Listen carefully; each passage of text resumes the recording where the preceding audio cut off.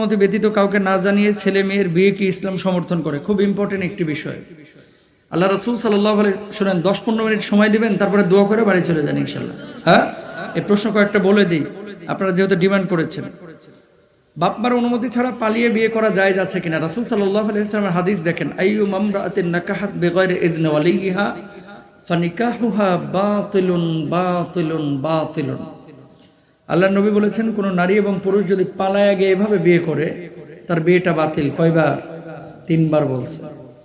হ্যাঁ, এখানে একটা কথা আছে, কিছু মেয়ে এবং ছেলে কেবল ইন্টার শেষ করেছে, এখনো বিয়ের লাগে অস্থির, কোনো কাজ কাম করে না।